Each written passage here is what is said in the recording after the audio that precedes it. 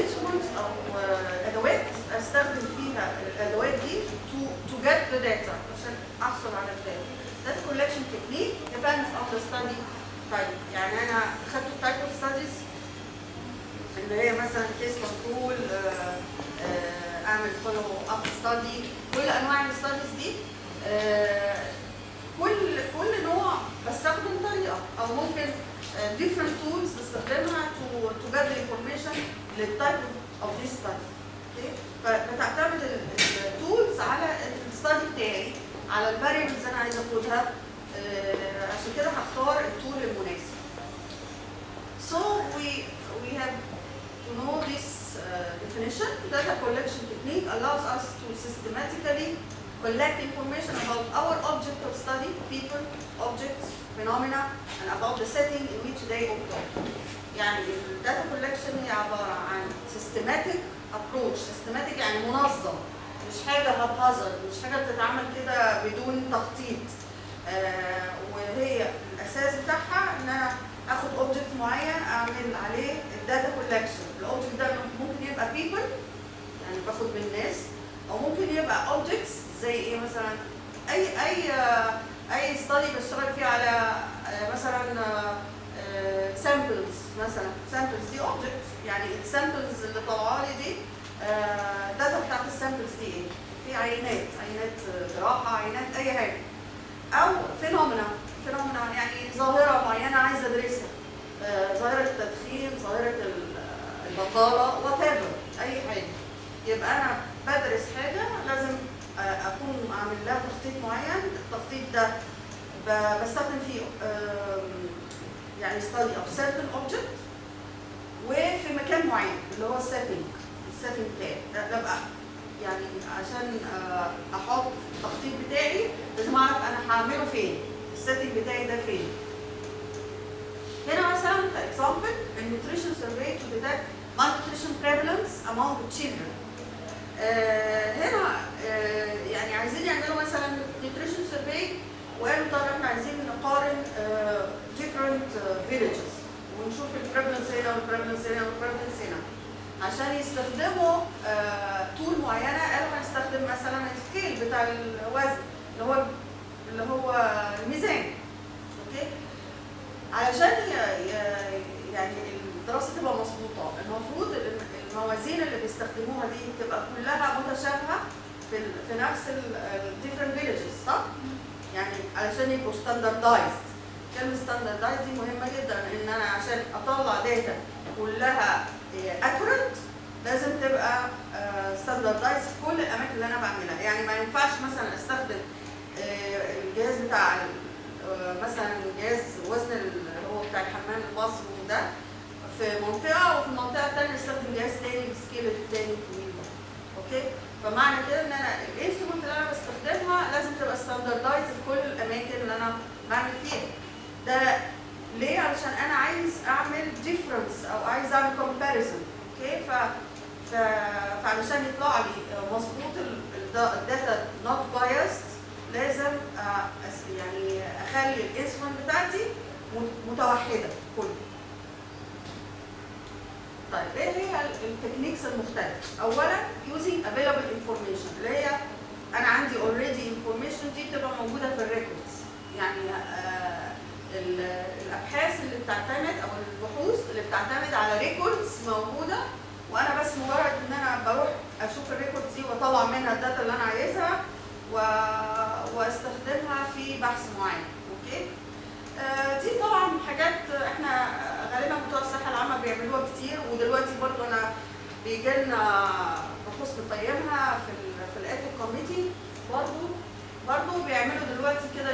مثلا في الانكولوجي ديبارتمنت يروح جاي واخد ال10 سنوات اللي فاتت ويشوف في الريكوردز الحالات مثلا الاوتكم طلع ايه، ما اعرفش ايه الكلام ده كله بيعملوه برضو حتى بتوع الكلينيكال، مش بس احنا. لكن ده طبعا يعني لو احنا كده قلنا ده نوع من انواع البحوث فعلا، وهو عباره عن داتا كولكشن تكنيك وكل حاجه، بس ممكن نقول ان هو ضعيف شويه لانه بيعتمد على اوريدي انفورميشن موجود، صح؟ ريكوردز موجود. يعني ممكن نقول اسهلهم بالنسبه لاي باحث. مجرد ان هو يروح بس يفتح الريكوردز ويطلع اللي هو عايزه. اوكي؟ ده نمرة واحد وهو اللي اسهلهم يعني اقل حاجه. الاوبزرفيشن تكنيك. الاوبزرفيشن اللي هو بدون اي تدخل، انا بشوف نقطه معينه وبتابعها، اوكي، او بشوفها. الاوبزرفيشن هي داخل فيها كل حاجه بقى. لو انا عايز اعمل بريفلنس برضه ده اوبزرفيشن. لو انا عايز اعمل اشوف ديزيز معين السايز بتاعته ايه برضه اوبزرفيشن. لو انا مثلا ببص في الميكروسكوب على حاجه معينه برضه اوبزرفيشن. كل ده اوبزرفيشن. اوبزرفيشن معناه you do not interfere. انت مش بتتدخل، مش بتغير اي حاجه في الناس اللي انت بتتعامل معاها. اوكي؟ you don't interfere. لكن هو اوبزرفيشن. داخل فيه بقى الاوبزرفيشن ده الانترفيوينج، اللي هو ان انا اعمل فيس تو فيس انترفيو، او administering rating questionnaire. اعمل كويشنير ومش بس بعمل انترفيو، لا انا بديه السيلف administering، يعني هو اللي بيجاوبه من غير ما اعمل انترفيو معاه. وفي انواع ثانيه اسمها فوكس جروب ديسكشن، هو عباره عن برضه بنستخدمه في الكواليتاتيف ريسيرش. كواليتاتيف معناها ان انا بفكر او بطلع معلومات معظمها بتبقى opinion, views, attitude، يعني حاجه كواليتاتيف، يعني مش بتديني ارقام لكن بتديني opinions، بتديني افكار كده. Projective technique, mapping, scaling، كل ده هنقول واحد واحد. using available information. احنا قلنا available information اللي هي الريكوردز، ان انا مثلا عندي ريكوردز موجوده ومجرد ان انا بعملها اناليسيس او اطلعها من الهيلث فاسيلتيز، زي ما اروح اي وزاره الصحه واقول لهم والله عايزه السجلات بتاعتكم من سنه كذا وطلعوا لي المعلومات اللي انا هحطها. طبعا حتى النيوز بيبرز بيقولوا عليها available information او كيس هيستوريز، حاجات موجوده قديمه ممكن حصلت قبل كده باخدها كانفورميشن. عيوبها طبعا واضحه. العيوب بتاعتها ايه؟ هي كادفانتج احنا قلنا ان هي سهله جدا وانكسبنسيف، مش بستخدم حاجه، مجرد يعني تشيب جدا، مفيش غير ان انا بروح بس المكان واخد المعلومه. لكن عيوبها كتير. عيوبها ايه؟ اولا لو احنا في بلد متاكدين من الانفورميشن بتاعتنا ماشي، لكن المشكله في الهيلث سيستم والريكوردز والفايلز والكلام ده كله اللي هو ممكن ما يكونش كامل خالص، ممكن ما يكون ممكن ان انا يبقى في difficulty to gain access to these records، صعب ان انا اوصل لها، او زي ما قلت incomplete data، معظم الداتا بتبقى ناقصه او مش مظبوطه او يعني طبعا في كتير قوي بيقعدوا يملوا الفراغات وخلاص، ودي مشكله كبيره. او disorganized، يعني مش الاقيها منظمه، ممكن الاقي سنه وسنه واقعه، ممكن الاقي مش عارف سنه كده طبعا، يعني كلها disorganized. فدي المشكله ان انا لو اعتمدت على الريكوردز ده في حاله لما تبقى الريكوردز دي يعني على مستوى كويس هتبقى جود سورس اوف انفورميشن. لكن لو في الوضع اللي احنا فيه وما هياش كمبيوترايز، ما هياش مليانه فاضيه معظمها، ممليه بطريقه غلط، كل الكلام ده مش هوصف في الريكوردز تهيئه. دي المشكله الثانيه. نيجي للاوبزرفيشن تكنيك. احنا قلنا اللي هي الاوبزرفيشن ده انا بشوف حاجه وهي موجوده اوريدي، لكن مش بتدخل في اي تغيير فيها. ف I watch, I record، ممكن I record behavior، ناس بتتصرف بطريقه معينه وانا I am observing the record، I am observing behavior. Observation of human behavior. Observation can be made on objects، ببص على حاجات معينه.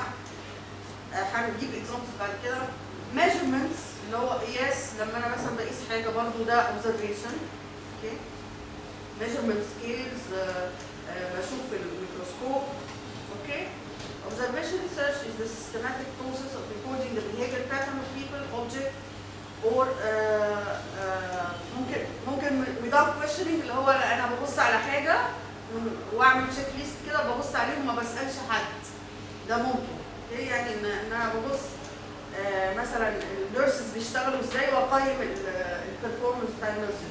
اهو ده نوع من انواع الريسيرش، ان انا عايزه اطلع النيرسز بيرفورمانس مثلا في الكريتيكال كير ديبارتمنت مثلا. اهو ده نقطه اهو انا قلتها. يبقى في الحاله دي انا عندي تشيك ليست المفروض النيرس تعمل ايه وايه وايه وايه، وفي الحاله دي بتشيك عليها وابص عليها. ده نوع من انواع الاوبزرفيشن. observation of human behavior طبعا دي اللي هي الحته اللي احنا بنقول عليها البيهيفير ده مثلا، او البرفورمانس بتاع النيرسز بتاع اي حد، بتاع الامهات وات ايفر. في حاجه اسمها participant observation و non participant observation. non participant يعني جايين من بره، عارفين لما واحد بيجي مفتش يجي من بره يفتش على البرفورمانس بتاع الناس مثلا في وزاره الصحه. في اوبن وكونسيل. يعني ايه اوبن؟ يعني ان هو الناس عارفه ان ده مفتش وجاي يبص عليهم. اوكي؟ وفي ايه كونسيل؟ الكونسيل يعني جاي من وراهم وهم مش عارفين ده مين وبيشتغلوا بقى بطريقتهم. طبعا ده له ميزات وعيوب وده له ميزات وعيوب. طبعا الاوبن ان انت بلغت الناس ان في واحد جاي هيبص عليك. فلما بيحصل ايه في الموضوع ده؟ السجاده بتتحرك، كل حاجه تتحسن، صح؟ ويبقى في اختلاف في البيهيفير. وده عيب ان انا مش هقدر ارصد البيهيفير الطبيعي اللي بيحصل في الطبيعي لان في تغيير. اوكي؟ الادفانتج بتاعته ان انا ايثيكالي ان انا انبه الناس ان في حد بيراقبني. اوكي؟ ده ايثيكالي ماشي. لو جيت عملت كونسيل، الكونسيل اللي هو متخفي، هو واحد بقى جاي بيرصد كل البيهيفيرز بتاعت الناس لكن بتخفي، محدش عارف ان هو واقف بيرصد. في الحاله دي ده ان ايثيكال، ده العيب بتاعه. لكن في الحاله دي العيب الديسادفانتج اللي هو بتاع ان هم يشتغلوا بقى براحتهم زي ما هم بيعملوا عادي هيشتغلوا. اوكي؟ يبقى ده فيه ادفانتج وده فيه ديسادفانتج. observation can be made on object، يعني مثلا presence or absence of electrine، اللي هو مثلا انا باجي اشوف منطقه مثلا عايزه اشوف المناطق كلها في اسكندريه مثلا عندهم سيف ووتر سبلاي ولا لا، او ده بحث عايزه اشوف. ماشي؟ ده مجرد observation of the object، يعني بشوف حاجه واقيمها موجوده ولا مش موجوده. measurements احنا قلنا عليه. اوكي، فنيجي للانترفيو. الانترفيو اللي هو احنا بنستخدمها طبعا على طول. احنا ممكن نعمل انترفيو للبيشنتس، اخد معلومات منه. طبعا يا اما زي ما احنا شايفين ممكن الانترفيو يتكتب في ورق، او ممكن يبقى تيب ريكوردينج، اسجل وبعد كده افضي التسجيل في ورق تاني برضه. في طبعا هاي ديجري اوف فلكسبيليتي، يعني معناها ان انا ممكن اسيب الموضوع رؤوس مواضيع. عارفين ازاي؟ يعني مثلا اقول له كلمني عن كذا، يبقى ده فيه ايه؟ فلكسبيليتي، يعني الدنيا مفتوحه خالص. كلمني عن الموضوع الفلاني، هيكلمني ليه؟ يبقى ما عنديش اسئله محدده. اوكي؟ يبقى ده اسمه هاي فلكسبيليتي، الدنيا مفتوحه.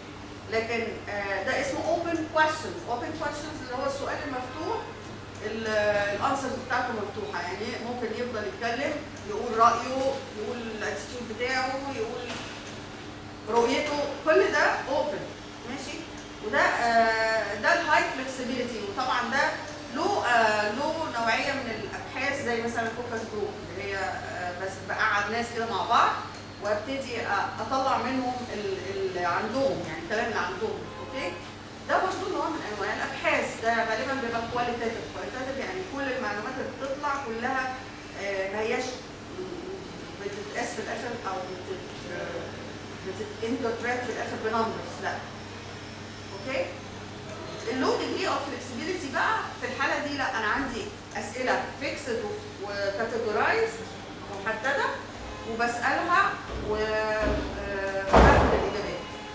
طبعا احنا بنستخدم اللو فلكسبيليتي اكتر لانه بيبقى الاسئله محدده ومعينه. احنا عارفين طبعا البيشنتس بالذات، احنا كدكاتره لما بتكلم مع البيشنت قد كده هو بيبقى ما بيصدق يتكلم يعني.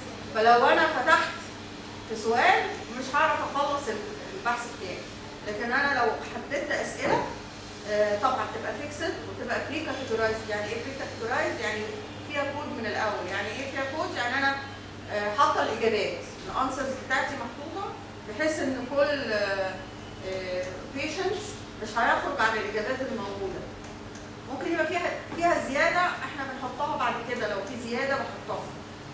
بمعنى ايه؟ مثلا انا عندي الاديوكيشنال ليفل محدد احنا عارفينه، يا اما جامعي يا اما ثانوي يا اما اعدادي يا اما ابتدائي وهكذا. فانا بحط الاجابات وبعلم على الاجابه.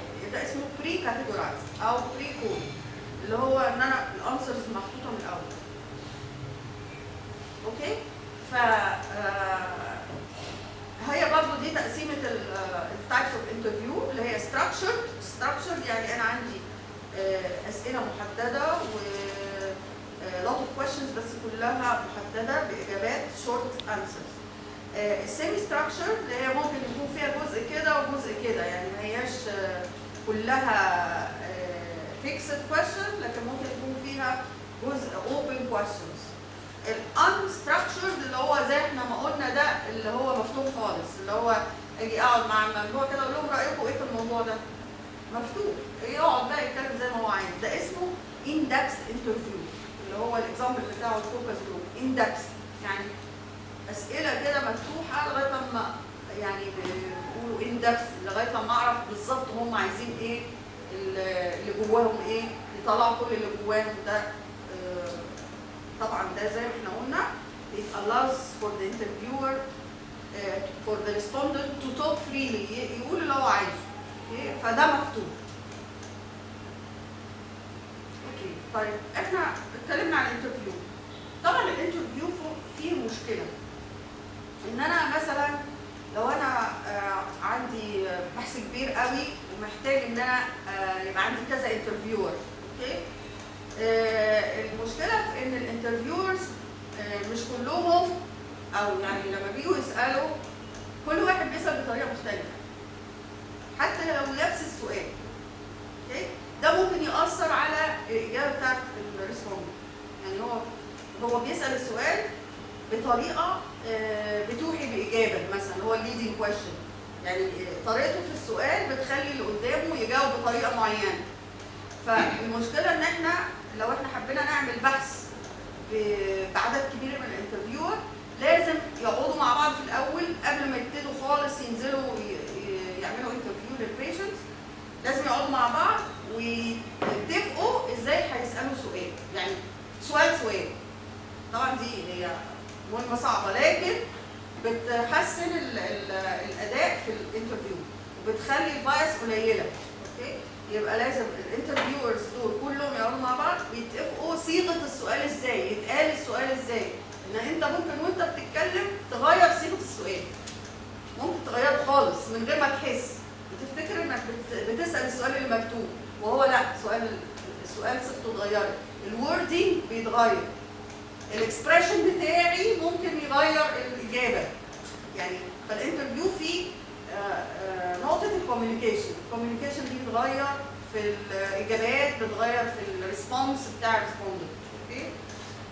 فادي فكره الانترفيو هي دي مشكلته، انه ممكن يخلي اللي قدامي يتغير علشان انا الاكسبريشن بتاعي مختلف. ممكن انا اعمل انفلونس للي قدامي، اغير في كلامه. ممكن الانترفيورز يختلفوا في صيغه السؤال برغم ان هو سؤال واحد للكل وهكذا. فدي ديفرنت ديسادفانتج موجوده في الانترفيو. نيجي طيب للريتن. طب يقول لك طب بلاش نعمل انترفيو، نعمل نوزع الكويشنير على الناس وهم يجاوبوا، بلاش نبص نتكلم معاهم ولا نبص لهم ولا اي حاجه. اوكي؟ طيب دي طريقه ثانيه لكن برضه فيها ديسادفانتج. السيلف ادمنستر ده ان انا هوزعه مكتوب وباجاباته، ممكن اعمله بايميل. احنا يعني في سيرفيز بتتعمل بايميلات، او ممكن يتعمل نقعدهم في مكان ونديهم، او احنا مثلا بنعمل حاجات زي دي كتير في المدارس، نوزع على الطلبه كده ونقول لهم جاوبوا الاسئله اللي موجوده. ادي الطريقه. الادمنسترنج ريتنج كويشنير مشكلته ايه؟ طيب اولا لازم يكون بيجاوب، لازم بيعرف يكتب، يعني لازم يكون واحد بيقرا ويكتب، فدي مشكله. اوكي، ساعات لو انا ما اتدخلتش خالص هو بياخد الورق ويجاوب، ساعات اللي بيقرا ما يفهمش السؤال، صح؟ يقوم يعني يجاوب عليه مختلف، او ما يفهمش يجاوب ويسيبه. اوكي، فادي مشكله ان هو برضو اللغه المكتوبه ما اتفهمتش. لو انا بعمل انترفيو انا ممكن افهمه انا قصدي ايه بالسؤال، فادي الفرق. في الورق هيبقى مش عارف يجاوب علشان مش فاهم السؤال. في الانترفيو لا، انا ممكن افهمه السؤال انا قصدي ايه بالسؤال فيفهم. فادي الفرق. فعشان كده طبعا في بعض برضه الديس ادفانتجز موجوده في الادمنستريتيف ريتنج كويشنير. الفوكس جروب ديسكشن اللي احنا قلنا عليها ان هي مجموعه من الناس they are freely to discuss any subject، اللي هي ما بيبقاش فيه fixed question ولا حاجه، بيبقى مفتوحه المناقشه. ده نوع من انواع البروجكتيف تكنيك. When a researcher uses projective technique, he asks an informant to react to some kind of visual or verbal stimulus. مثلا يعني projective يعني معناه يعني توقعات البيشنتس ده، يعني مثلا زي حاجه من الاسئله دي suppose your child suffered from diarrhea what would you do؟ هنا ما عندوش diarrhea ولا حاجه، لكن بيقول له انت لو انت ابنك جاله diarrhea ايه اللي ممكن تعمله؟ ده اسمه projection، يعني لقدام لو حصل حاجه زي كده ايه اللي انت هتعمله؟ ده نوع من انواع التكنيك. بس الدكتور هنا تبقى برضه التمرين ان هو يقعد مثلا مع فيس تو فيس ممكن فيس تو فيس، ممكن اسئله مكتوبه وهو ياخدها. انا قصدي صيغه السؤال نفسه. Mapping is a valuable technique for visually displaying relationship and resources. Mapping a community is also very useful and often indispensable as a pre-stage to sampling.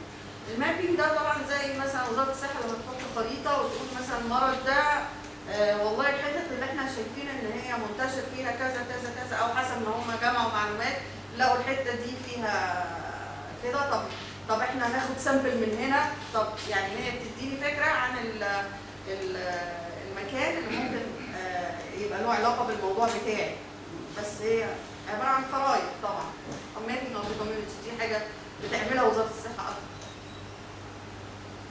Scaling is a technique that allows the researchers through the respondent to categorize certain variables that they would not be able to rank themselves. يعني مثلا انا مثلا اجي اقول لهم ده نوع من انواع برضه الاسئله، يعني مثلا اجي اقول لهم رتبوا لي مثلا البيشنت، اقول له رتب لي الامراض دي حسب المور سيفير بالنسبه له، هو دي رايه هو راي البيشنت، ماشي؟ يعني مثلا اقول له مثلا كوروناري هارت، ستروك، كومن كولد، ما اعرفش ايه، رتبهم لي مين الاكثر سيفيريتي او الاكثر دينجرس بالنسبه للبيشنتس، ماشي؟ حسب معلوماته هو هيحط ترتيب معين. هو ده سكيلينج اوردرينج او رانكينج، يحط رانك، ماشي؟ او اجي اقول له مثلا انا عايز اعمل بحث على الهيلث سيرفيسز، اقول له مثلا ايه اوحش حاجه في الهيلث سيرفيس او ايه احسن حاجه؟ هل الخدمه مثلا مثلا لو انا مثلا في مركز طبي في تطعيمات، في ما اعرفش انتي نيتال كير، في بوست نيتال كير، رتب لي مثلا احسن سيرفيس بالنسبه لك ايه؟ يقول لي مثلا immunization، او هيقول لي كذا، ماشي؟ فترتيب او اوردرنج او رانكينج هو اللي بيعمله البيشنتس على حسب ما هو شايف. خلاص، يبقى دي الموست كومن داتا كولكشن تكنيكس احنا قلنا عليها او التولز دهيت. التكنيك اللي هي الطريقه اللي انا بعملها، التول اللي هي الادوات اللي بستخدمها في الطريقه دي. اوكي، يبقى عندي التكنيك اللي هو الطريقه، والتول اللي هي الاداه اللي بستخدمها في الطريقه دي. فانا قلنا في الاول ماشي؟ طيب الريكوردز دي يعني هعملها برضو كده هبهزر ولا يبقى عندي تشيك ليست؟ انا يعني في الاول احنا لما بنروح ناخد حاجه من الريكورد اولا لازم اروح ابحث الاول الريكورد دي فيها ايه؟ يعني مثلا هل فيها معلومات عن الايدج؟ فيها معلومات عن الاوكيبيشن؟ هل فيها معلومات عن البيشنت الايدج بتاعه الاوكيبيشن مكان سكنه الدايجنوزس معرفش عمل انفستيجيشن ايه؟ هل المعلومات دي كلها موجوده؟ ابتدي اعمل تشيك ليست ليا برضه لازم اعملها لان ما ينفعش اقعد اكتب مثلا وانا رايح بملى الريكورد اقعد اكتبها بقى اكتب الايدج كذا ما اعرفش ايه كذا بالهبهزر كده لا لازم اطبع تشيك ليست جاهزه وابتدي املى فيها الانفورميشن بتاعتي يعني برضو لازم لها التول بتاعي هو تشيك ليست او فورم كده هاخدها واملاه. طيب الاوبزرفيشن اللي هي ان احنا بنوبزرف اي حاجه قدامي عشان اطلع المعلومات سواء كان I use my eyes, I use paper, I use microscope, I use scale اللي هو الميزان اي حاجه watching something اللي هو watching behavior مثلا يبقى ده اسمه observation. interviewing اللي احنا قلنا عليه اللي هو الانترفيو جايد عندي تشيك ليست عندي كويشنير برضه بسال فيه مرتب وجاهز ومكتوب مطبوع. الريتن كويشنير طبعا كويشنير مطبوع ده التول بتاعي.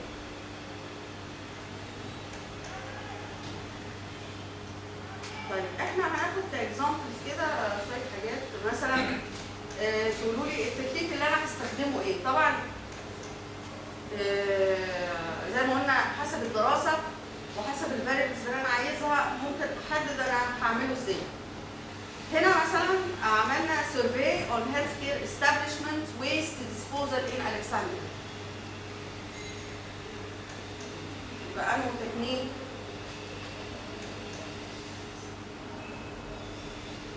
healthcare establishment waste disposal يعني هم راحوا الهيلث establishment مستشفيات يعني ونظام الويست ديسبوزال ازاي؟ يبقى ده ايه؟ observation مش كده؟ نروح نشوف نقول لهم طب وروني انتوا بترموا الزباله فين؟ وروني ما اعرفش ايه؟ وروني بترموا النفايات والكوبايه فين؟ وكده احنا عملنا ده اصلا فهو كان عباره عن observation. اوكي يبقى survey on healthcare establishment ده for waste disposal يبقى انت بتتفرج على اوبجكت وبتفضل بقى تبص على كل ال يعني هي الاوبجكت دي مثلا لو احنا بنقول الويست ديسبوزال دي ما هياش بس انت بتبص كده وخلاص لا ده في ايتمز مش كده؟ يعني مثلا بياخدها من الكولكتنج الاريا فين مش عارف بعد كده بيمشي يروح ازاي ترانسبورتيشن ازاي مش عارف يعني فيها خطوات كل الخطوات دي انا ببص الاول في طبعا انا يعني برضه كمعلومه ممكن ارجع للايديال بيبقى فين مكتوب في الليترشر مش كده ابص في الليترشر اشوف الخطوات للويست ديسبوزال المفروض تبقى ازاي وفي المستشفيات تبقى ازاي وايه الخطوات وايه يعني الاند بيتعمل فين والاوتكم ازاي كل الكلام ده وابص اشوف خطوه بتتعمل ولا لا بعمل تشيك ليست مش كده عشان اعرف كل خطوه منها من اول ما بيبتدوا يرموا النفايات من عند المريض لغايه اخر خطوه. اوكي يبقى ده سيرفي بيتعمل. طيب بعد كده البحث الثاني pattern and trend of mortality in a rural area ابيس 8 in Alexandria من 1989 ل 1993. ريكوردز ده واضح ان انا طبعا دول الوفيات كلمه pattern and trend هي كانت يعني الباترن يعني هي الوفيات كانت بشكل causes of death ايه الستات والرجاله نسبتهم قد ايه الكلام ده كان جوه بقى البحث نفسه. الترند يعني ايه الترند يعني المورتاليتي دي بتقل ولا بتزيد ولا ايه طبعا حسب الامراض المختلفه كل ده شفناه من خلال الريكوردز يعني جبت الريكوردز كده انا اللي عاملاها برضه جبت الريكوردز ديت وقعدت اشوف من سنه كذا لسنه كذا 5 سنين كان ايه الباترن اوف مورتاليتي في منطقه ريفيه اللي هي ابيس. observation of the hygienic behavior of women as regard preparation of artificial bottle feeding. ده واضح برضه من الاوبزرفيشن. اوكي واضح ان هو طب اعمله ازاي مثلا؟ ان انا بشوف مثلا الامهات ازاي بيعملوا الباتل فيدنج، الباتل ارتفيشال باتل بيحضروها ازاي؟ بريباريشن قدامي، يبقى انا هنا بشوف اوبزرفيشن. مش شرط ان انا اعمل تكنيك واحد، انا ممكن البحث بتاعي بيستلزم اكتر من تكنيك، يعني في اوبزرفيشن جزء مثلا تشيك ليست اوبزرفيشن انا ببص على حاجه، او ومعاه كويشنير لحاجه ثانيه. اوكي، يبقى البحث مش شرط يبقى حاجه واحده، ممكن يبقى اكتر من تكنيك كومباينيشن. وطبعا كل ما عملت برضو مثلا كومباينيشن يبقى برضو التشانسز اوف بايس بتقل عندي البايس، وتديني فكره اوضح واكبر. ماشي، يعني مثلا حاجه زي الاولاني خالص بتاع الويست ديسبوزل، انا ممكن اعمل ايه؟ انا ممكن اعمل اللي هو الاوبزرفيشن ان انا ابص بنفسي، وممكن اعمل كويشنير للي هم اللي بيشتغلوا عاملين في المستشفى، اللي هو بيجمعوا النفايات وهما بيشتغلوها ازاي وبيعملوها ازاي، واسال اسئله. طبعا ممكن يبقى في تناقض طبعا، لانه ممكن اللي بيجاوب بيقول حاجه وانا شفت بنفسي حاجه ثانيه، فده هيديني كومبريهنسيف فيو، هيديني فكره اوضح واكبر. احنا قلنا كلمه كواليتاتيف ريسيرش هي بتديني يعني فكره عن الاوبينيونز، الاتيتيود، دي كلها حاجات فيوز، فاللي هي زيها مثلا كاكزامبل اللي هو الفوكس جروب ديسكشن، الناس بتقعد مع بعض وتدسكس. ده له طريقه برضه في عرض النتائج، يعني احنا دايما بنعمل نتائجنا ازاي؟ كوانتيتيف، ان احنا نعمل جداول ونمبرز ومش عارف برسنتج والكلام ده في الكوانتيتيف ريسيرش. لكن الكواليتاتيف في انواع ثانيه كواليتاتيف ريسيرش، اللي هو ازاي لما بيقعدوا فوكس جروب يطلع النتائج ازاي؟ بيطلعها برضه بطريقه ثانيه، لكن هي عباره عن العبارات اللي بيقولها الناس، بيكتبها بنصها. يعني يقول لك مثلا واحد او اثنين او ثلاثه قالوا الجمل دي، قالوا كذا، قالوا لازم نعمل كذا، قالوا رايهم كان كذا، وبنكتبه في البيت او في البحث بتاعي. يعني بتتقال بالصيغه دي، بتتقال كواليتيف مش نمبرز.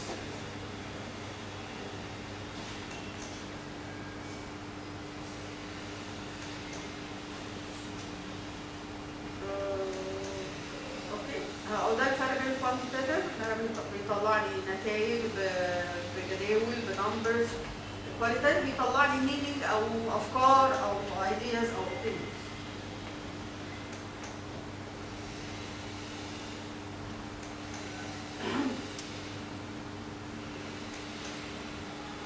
اهو الرانكينج ده اللي كنت بقول لكم عليه. رانكينج يعني مثلا اجي اقول للبيشنت rank the order of this condition according to the most serious to the least serious. يعني ممكن البيشنتس يختلفوا في ارائهم او في رايهم، ممكن يرتب لي fractured arm ولا الكود ولا non fatal heart attack، انه الاول وانه السيفير وانه الاقل سيفيرتي، ده اسمه سكيلينج او اوردرنج. اوكي،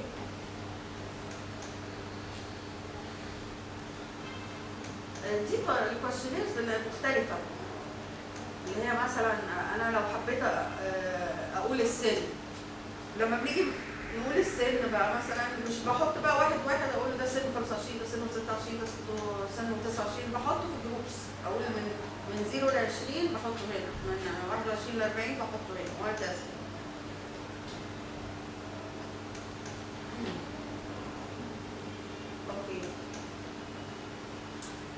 طبعا احنا قلنا التايبس اوف كويشن اللي هي ممكن هيبقى اوبن وممكن يبقى كلوزد. الكلوز اللي هو محدد اجاباته، زي مثلا نقول يس ونو، ده كلوز.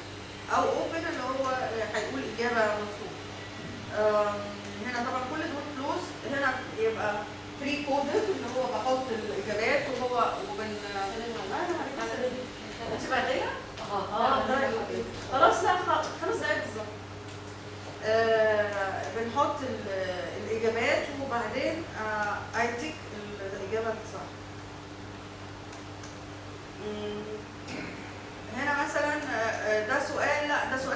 شويه.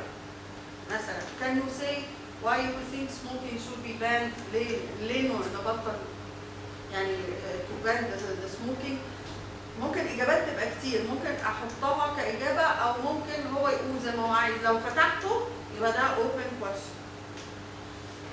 Do you have any other comments؟ ده مفتوح برضه، ده سؤال مفتوح. اوكي؟ خلاص يبقى طريقه الاسئله دي مهمه جدا. اللي هو الكويشنير ديزاين ده مهم جدا.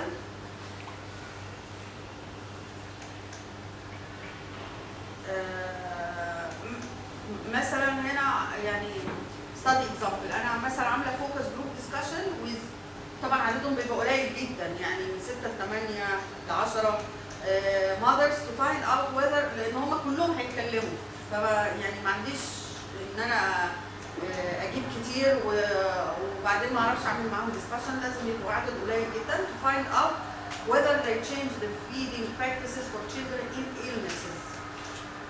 كلموني عن الفيدنج باترن بعد ما الطفل يبقى عيان بتعملوا ايه؟ فكل واحد بقى يقول الرأي بتاعه. لكن لما اقول a cross sectional survey to find out what proportion of the mothers follow various practices and the reasons for their behavior. يبقى هنا بطلع ايه بقى في cross sectional study؟ prevalence، مش كده؟ يعني هنا بطلع prevalence of mothers اللي following practices معينه. اوكي؟ يعني اللي بيعملوا بريست فيدنج مثلا، الطفل عيان وبيعملوا برضه ستيل داي بريست فيد ذا بيبي، يبقى عددهم قد ايه؟ البريفلنس بتاعهم قد ايه؟ وهكذا. يبقى انا بطلع نمبرز بطلع فيها البريفلنس. يعني كل حاجه حسب الفكره اللي عندي انا عايزه اعملها ازاي. اوكي؟ طبعا وارد بقى ان يحصل البايسز ده، البايسز اللي هي ان الانفورميشن اللي انا باخدها يحصل فيها ديستورشن. يعني الديستورشن ده غير مقصود طبعا ان انا باخده بعمله، بس بيحصل فيه ايرورز. يعني الايرورز دي ممكن تكون من نتيجه الكولكشن اوف داتا بطريقه غلط، انا جامعه الداتا دي بطريقه غلط، does not represent reality، يعني فعلا مش بيمثلوا البوبيليشن. فيبقى انا جايبه مثلا مجموعه من الناس، السامبلنج بتاعي جايباه من مجموعه ناس مش بيمثلوا اللي انا البحث اللي انا عايزه. خلاص السورسز اوف بايسز دي او الايرورز ممكن تبقى زي ما قلنا في الانسترومنت نفسها اللي هي التول نفسه، ممكن يبقى الكويشنير فيه اخطاء في الاسئله انا بحطها غلط، في ليدنج كويشن زي ما قلنا ممكن السؤال يبقى موجه فالاجابه تبقى على طول، مثلا البيشنت هيتوجه بالسؤال فيقوم يجاوب اللي انا عايزاه. اوكي؟ ده بيحصل احيانا، واحنا حتى بنسال البيشنت واحنا بنساله بيبقى السؤال بتاعنا ليدنج بحيث ان هو انا عايزاه يقول الاجابه دي. يبقى نفس الكويشنير في طريقته او في كتابته او في الوردنج بتاعه فيه اخطاء.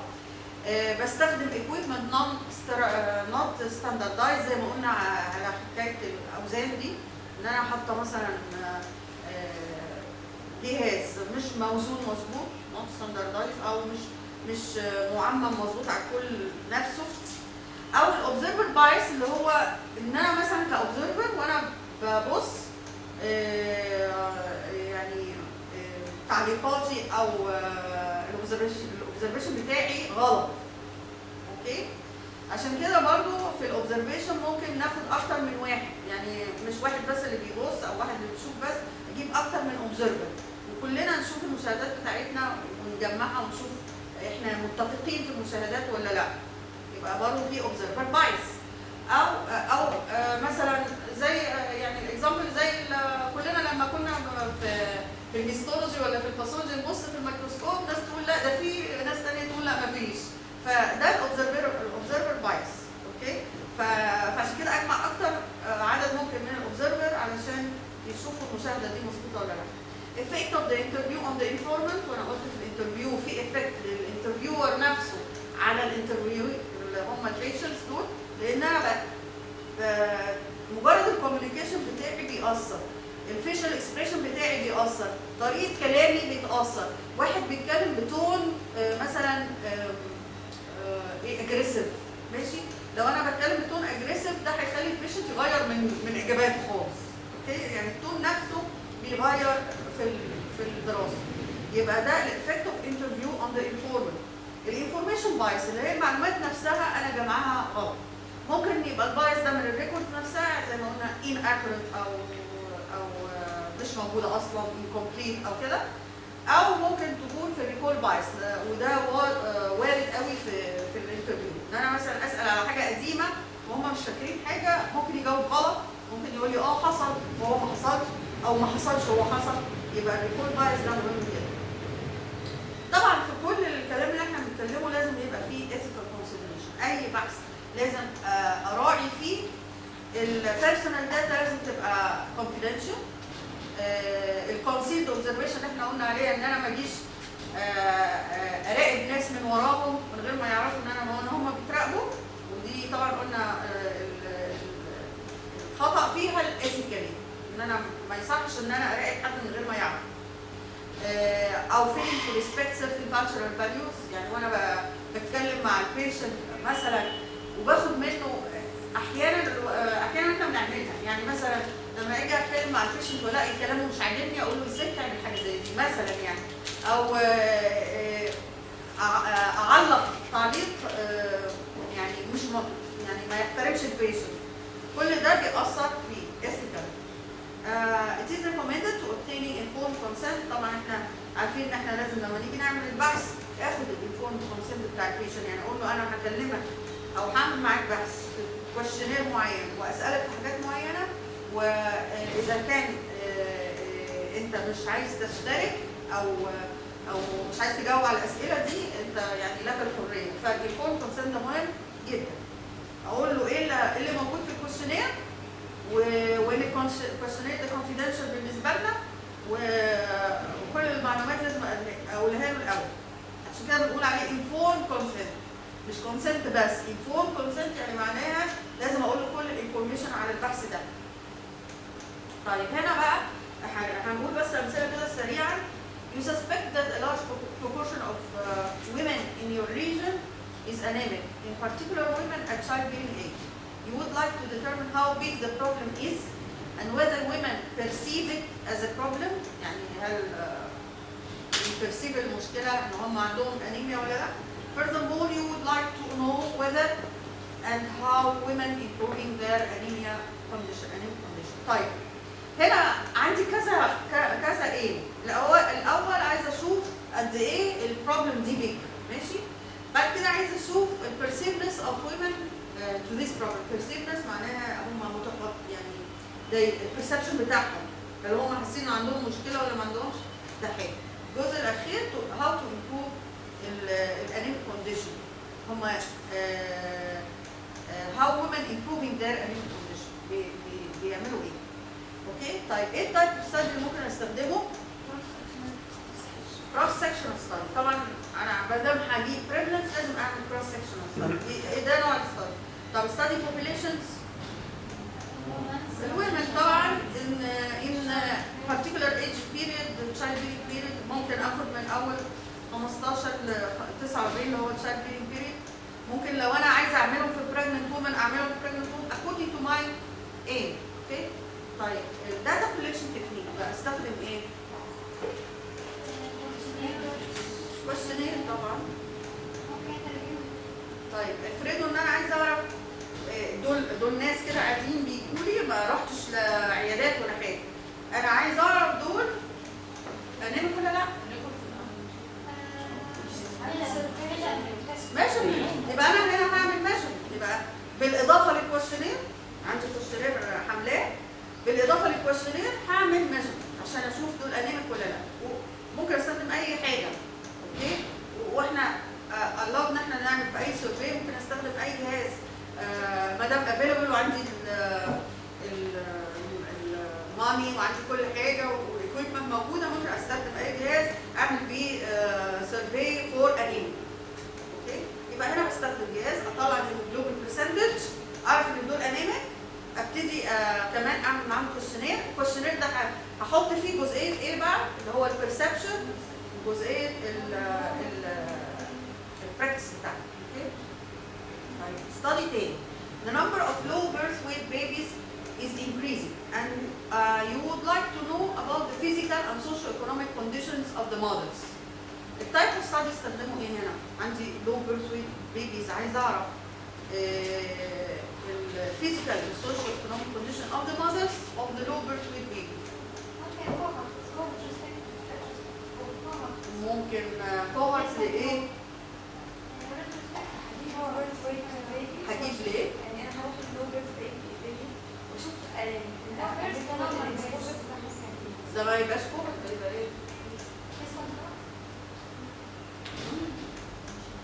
كنترول. ممكن اجيب لو بيرث ويت بيبي واجيب نورمال ويت بيبي واشوف الفرق بينهم في السوشيال ايكونوميك كونديشنز. او الكوهورت اللي بتقول عليه